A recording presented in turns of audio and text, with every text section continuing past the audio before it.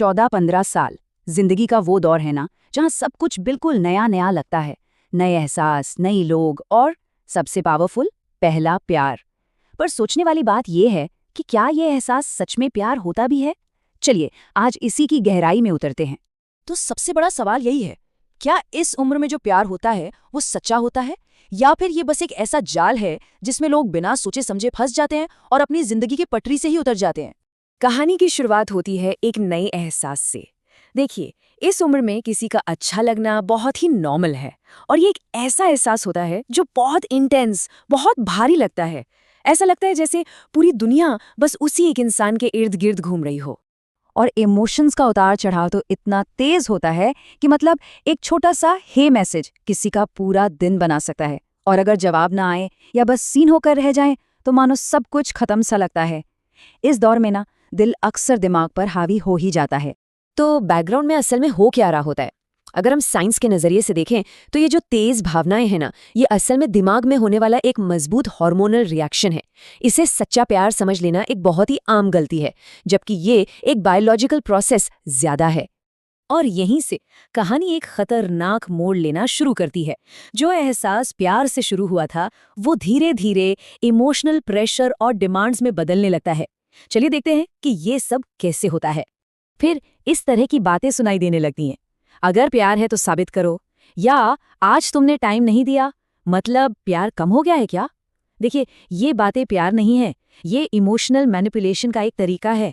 ये प्यार नहीं, बल्कि किसी के मन को कंट्रोल करने की कोशिश है। इस स्लाइड में अंतर बिल्कुल साफ दिखता है।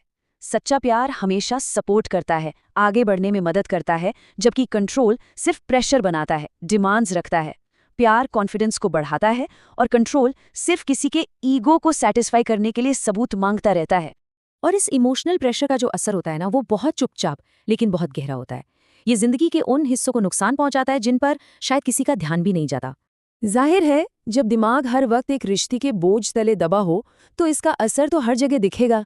पढ़ाई का लेवल गिरने लगता है, कॉन्फिडेंस टूट जाता है, नींद खराब होने लगती है और मूड स्विंग्स और एंग्जाइटी घर कर लेती है। धीरे धीरे परिवार से भी एक दूरी सी बनने लगती है। और ये सच में सोचने वाली बात है। एक ऐसा इंसान जिसका खुद का फ्यूचर अभी तय नहीं है, जो खुद अपनी पहचान बना रहा है, वो किसी और की उम्मीदों का और इमोशनल बोझ को संभालने के लिए तैयार कैसे हो सकता है? ये एक इम्बैलेंस बना देता है। और इस पूरी सिचुएशन को और भी ज्यादा कॉम्प्लिकेटेड बना देता है सोशल मीडिया। ये एक ऐसी दुनिया दिखाता है जो असलियत से कोसों दूर होती है और बस गलत उम्मीदें पैदा करती है। सोशल मीडिया पर तो सब कुछ परफेक्ट ही लगता है ना? खुश कपल्स, रोमांटिक रील्स और ऐसी तस्वीरें जो एक सपनों की दुनिया का एहसास कराती हैं। और जब कोई अपनी असल जिंदगी की तुलना इससे करता है तो उसे अपनी जिंदगी में कमियां ही कमियां नजर आती हैं। और यहीं से एक खतरनाक साइकिल शुरू होती है। सबसे पहले होती है तुलना, फिर उस तुलना से पैदा होती है इनसिक्योरिटी। इनसिक्योरिटी की वजह से रिश्ते पर प्रेशर बनता है कि वो भी परफेक्ट हो, और उस प्रेशर में आकर अक्सर गलत फैसले ले लिए जाते हैं। तो फिर इसका हल क्या है? हल है सही समय पर सही चीज पर फोकस करना।